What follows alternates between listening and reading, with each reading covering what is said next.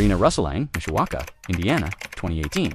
A clear, evidence-based account of what happened, how the case was built, the charges, and lessons for the community. A respectful, fact-driven film by Vanished Files. No graphic content, no speculation. 17 years old, juggling teams, deadlines, and December plans, then gone after a late-night meeting that should have been routine. As Mishawaka woke to worry, small details began to matter. A path behind a house, a message thread, a timeline that wouldn't hold. This film tells Breana Rouhselang's story, without rumor how the case was built. Why certain decisions changed everything, and what families and schools can do before a quiet night turns into a search. If careful, victim-first reporting matters to you. Subscribe to Vanished Files and turn on notifications so you don't miss our next evidence-driven case. Breana Rouhselang's name is easy to say and hard to forget because it carries the weight of a life still taking shape. She was a junior in Mishawaka, Indiana, a teenager whose days were stacked with school, team responsibilities, and the kind of little errands that make a person indispensable to everyone around her. People who knew her describe a rhythm of movement, planning a sports banquet, tracking uniform orders, answering messages, making sure details didn't slip through the cracks. She liked being close to the action, not for spotlight, but for purpose. And that is why she managed football and softball teams and learned how to help other people perform. Her family, teachers, and friends saw someone who kept showing up, who said yes to work that looked small until you realized the whole week would wobble without it. December is the kind of month that turns busy people into essential ones. With holidays coming and semesters wrapping, small cities lean on dependable students to bridge gaps adults don't even notice. That's the backdrop for understanding what happened next. An ordinary evening, a brief step outside, and then quiet hours where the house no longer sounded like a place with a teenager inside. When her mother woke after midnight and checked the room, the silence felt wrong. Not dramatic, just wrong, in the way you only recognize when the pattern you know by heart isn't there. She called, she texted, she looked again. And the minutes that were supposed to fold back into sleep instead unfolded into the first motions of a search. If you have ever done that search, you know how the mind tries to repair what it cannot find. Maybe the phone died. Maybe she's with a friend. Maybe she is annoyed and waiting to cool off. You invent plausible stories because the alternative is a cliff. Yet parents also keep mental ledgers of the ordinary, and when the ordinary doesn't show up, they know. By early morning, a report was filed, not because drama demanded it, but because the absence did. The first questions were simple. Who did she plan to see? Where would she have gone? What route would keep her away from porch cameras? Which jacket did she take? Those questions were enough to begin a methodical walk outward from the back door and down the path behind the house toward a service lane and the shadowed spaces where neighborhood switches from family life to after-hours logistics. Officers followed the practical steps. Secure the immediate area, document what didn't fit, ask neighbors for anything their devices might have caught, and pull the last messages from the phone records.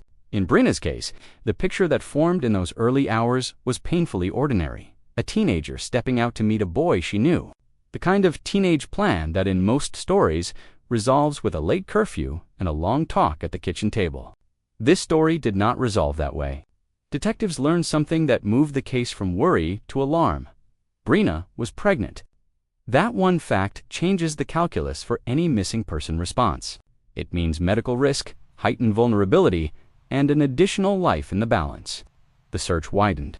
What had been a cautious sweep became a focused push.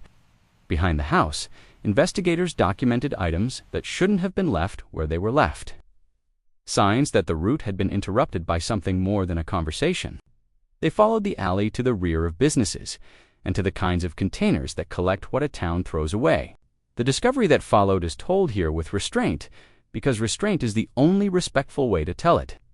When officers opened one container, they found a body consistent with a teenage girl. Identification procedures and family notifications would follow, and those are among the hardest duties in law enforcement. The simple fact is that a search became a recovery, and a family's life split into a before and an after. As the perimeter was set and the area secured, detectives began the part work of a case that looked simple from far away and complicated from up close. They needed to build the timeline well enough that it could carry the weight of truth in a courtroom months later. That means confirming that a meeting was planned, specifying the time window between the last message and the moment the house went silent, and tracing who moved where along streets that look identical until you measure them. It also means stepping into the uncomfortable terrain of teenagers keeping secrets from adults, relationships that are real to the people inside them and invisible to everyone else, and the way pressure can turn choices into consequences that double back on everyone involved. Breana's name should never be reduced to a lesson, but her story can help other parents and students talk about things earlier. The first paragraph of learning here is simple. If a plan feels wrong, if the timing is unusual, if the meeting spot is dark and tucked away, say something. It is not tattling to protect someone's safety. It is love showing up on time. People often ask why a teenager would agree to a late-night meeting that adults immediately recognize as risky. The honest answer is that teenagers are not small adults. They are new people learning how to weigh loyalty, fear, and hope in real time. They say yes to conversations because silence feels worse, because they want to fix a situation on their own, or because they believe that control over the story will be lost if someone older steps in. That doesn't make them reckless. It makes them human.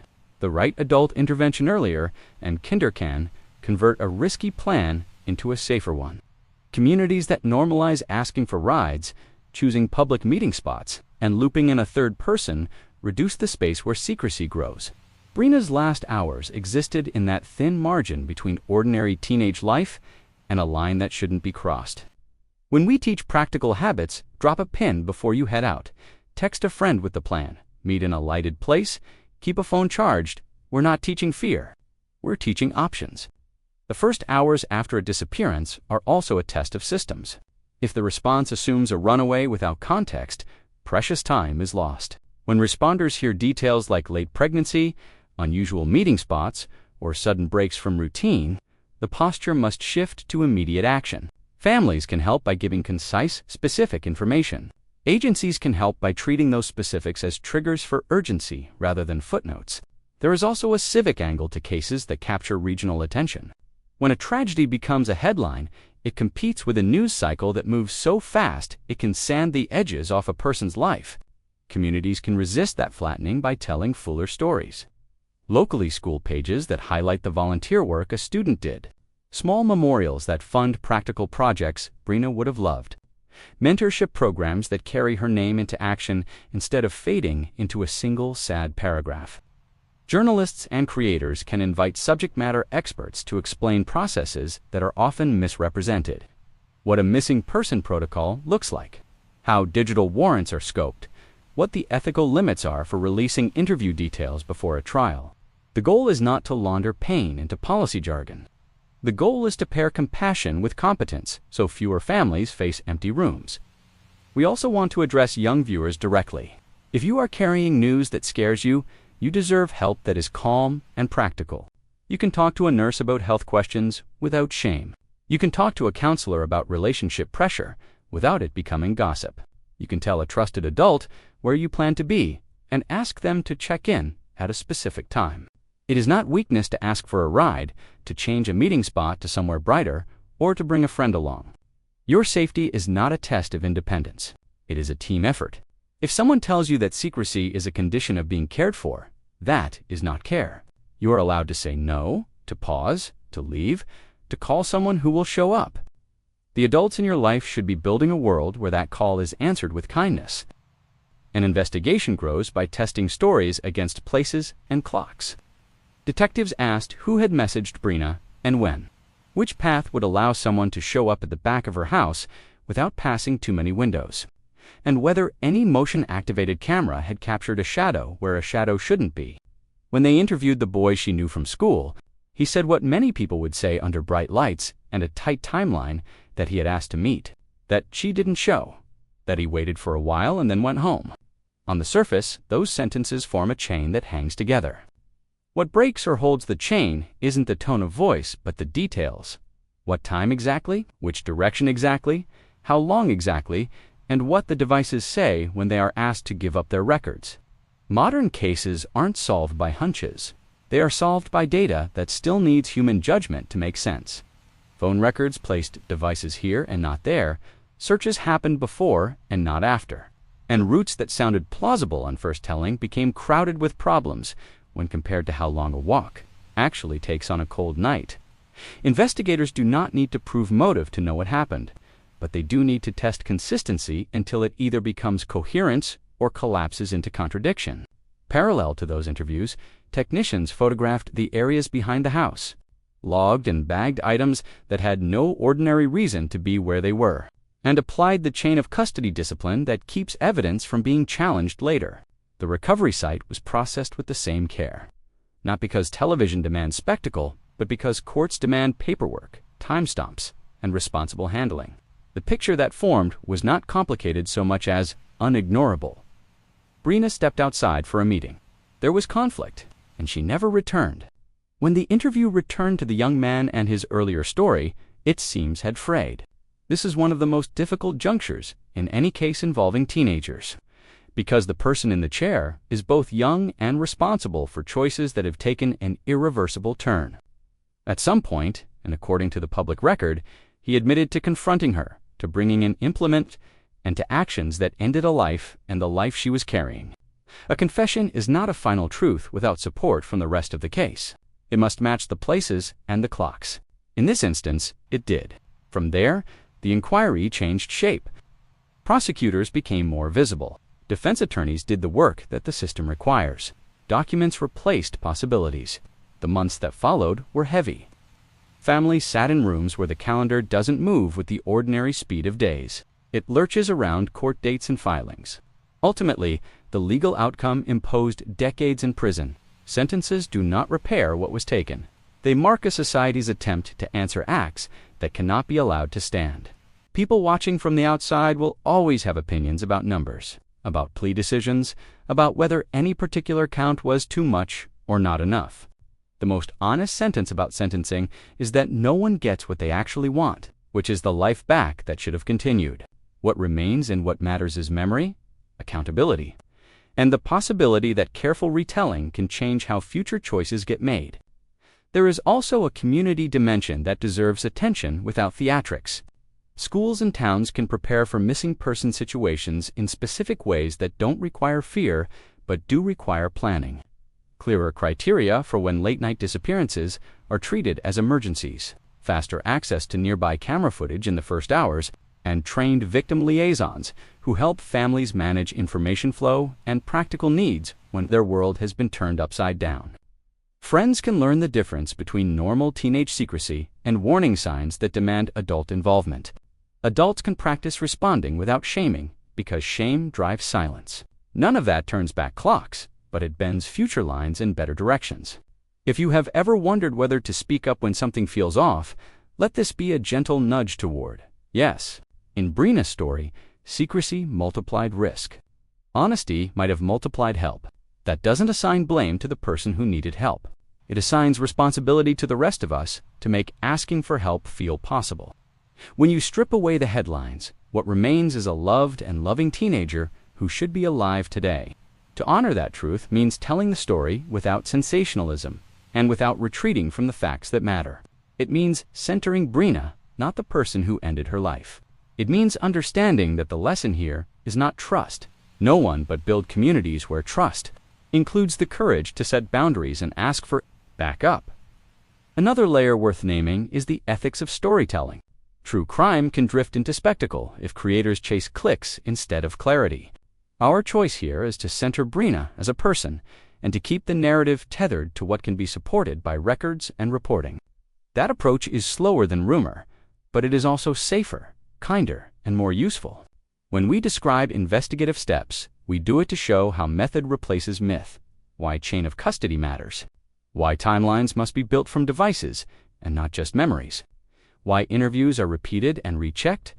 For viewers who are new to how cases are assembled, the lesson is that accountability is a craft. It looks like paperwork because justice depends on paper that stands up to questions months later. The lesson for communities is that transparency nourishes trust. When law enforcement communicates clearly about what they can confirm and what they cannot, rumor has less oxygen. The lesson for families is that support networks make a difference. People are more likely to speak up when they know they will be believed and helped rather than punished and shamed. In conversations about responsibility, it is tempting to divide people into heroes and villains.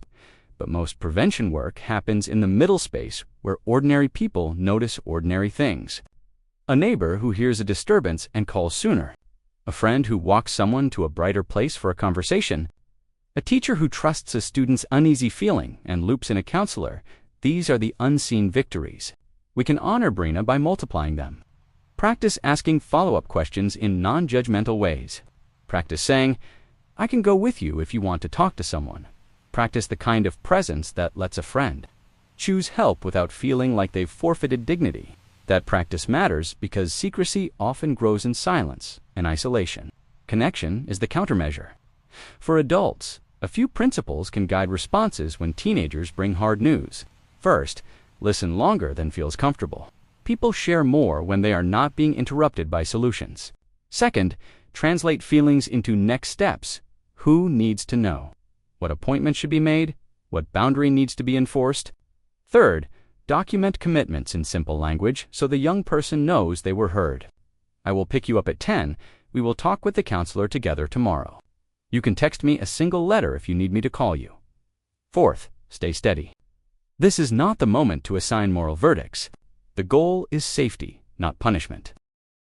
By the time a case like this reaches its legal conclusion, the people closest to the center have lived through seasons that outsiders measure only by dates on a docket. Parents replay conversations and wish they could add a sentence that would have shifted a choice. Friends remember last texts and wish they had pushed harder for different plans. Coaches and teachers stand in empty spaces where a helpful student stood and feel the gap in a way that cannot be filled by statistics. We retell the story now not to reopen wounds, but to hold open a space where memory becomes guidance for the living. There are practical takeaways worth writing on real calendars. If you are a teenager hearing pressure you cannot carry, you can speak with an adult who will help you choose safety over secrecy. That adult might be a counselor, a nurse, a teacher, a coach, or a relative who listens first. If you are an adult who receives that trust, you can respond with steadiness instead of panic, with attention to concrete steps instead of judgment. If you are part of a school or a community organization, you can build supportive channels that are easy to reach at night and on weekends, which is when many of these decisions happen. For families, the advice is both harder and simpler. Keep conversations open, even when they are uncomfortable. Make it normal to ask where, when, and with whom.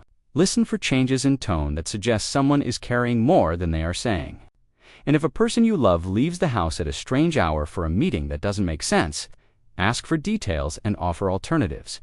The line between privacy and protection is not always bright, but love errs on the side of staying present. Breana's life held promise that should have unfolded over decades' work to do.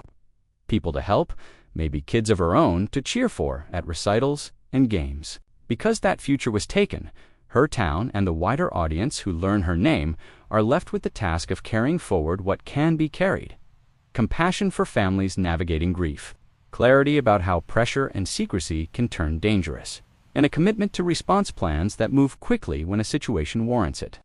At Vanished Files, we make one more commitment to tell stories like this in ways that protect dignity, resist rumor, and put the victim first.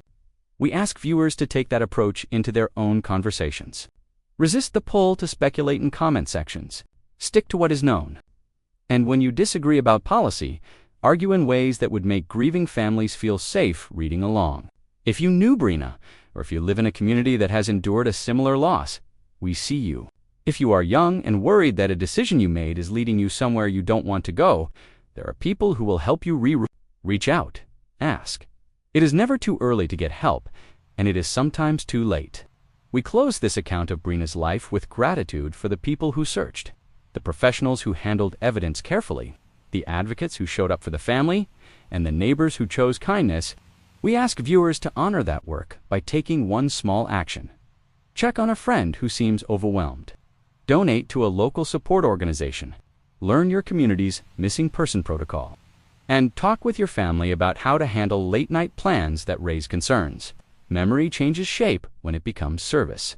And service is the most durable memorial we can build for someone who should still be here.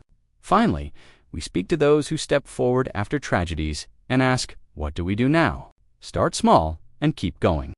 Schools can conduct after-hours safety walkthroughs led by students. because students know which paths feel safe and which don't. Local governments can simplify processes for quickly accessing private camera footage during urgent searches while protecting privacy with strict retention rules. Faith communities and nonprofits can host confidential drop-in hours with trained advocates who can connect young people to resources before a crisis hardens. Families can practice emergency scripts, a code word that means pick me up now, no questions asked, a plan for when a ride falls through, an agreement about answering texts after a certain hour. When we treat prevention as a community skill, the way we treat CPR or fire drills, we make it easier for the next teenager to choose safety in the split second when it matters most. As this account ends, we place gratitude where it belongs, with the family who allowed their daughter's name to be used in calls for better support, with the investigators, analysts, and victim advocates who did the slow work that the public rarely sees, with the classmates and neighbors who kept Breana's kindness in circulation by doing kind things in her memory. Stories endure because people carry them. If you are watching this and wondering what your part could be, start by subscribing to Vanished Files so these careful victim-first documentaries keep reaching people who need them. Leave a respectful comment, sharing one actionable idea for keeping teens safe during late-night plans. Share this video with someone who works with youth coaches, tutors, pastors, librarians, and ask how your community can build a better response plan. One action today will matter on a night you can't yet see. Lastly, we promise that future episodes from Vanished Files will continue to resist sensational framing. We will tell stories with the same discipline used here. The person first, the timeline supported by records, the lessons aimed at prevention, and the calls to action that respect viewers' intelligence. Breana's story will not be reduced to a plot twist. It will be carried forward as a reminder that careful attention to each other is the real work of safety. Thank you for staying with us through a long, heavy account. If you found value here, subscribe, share, and add your constructive idea below. We read the comments, we update when facts change, and we welcome corrections made in good faith. That's how an evidence-first community stays honest. One more note for viewers who create content or lead youth programs. Model the behavior you want others to adopt. Credit your sources, correct mistakes publicly, and refuse to amplify rumors for reach. Explain why you avoid graphic descriptions even when the internet rewards shock. Teach process literacy, how to file a missing person report, how to preserve digital messages that might matter later, how to ask for campus security escorts, and how to build buddy systems for late-night events. None of this replaces empathy. It organizes it. When communities organize empathy into routines, crises become rarer and recoveries become quicker. Thank you for spending time with this story. If this approach to true crime matters to you, victim first, evidence first, subscribe to Vanished Files, turn on notifications, and share this video with someone who works with young people. Leave one specific, respectful suggestion in the comments for how your community can make late-night plans safer without turning schools into fortresses. We will feature thoughtful answers in a future episode. If we missed something or you have a verified correction, tell us in the comments or by email. We update the record and pin changes so viewers see them.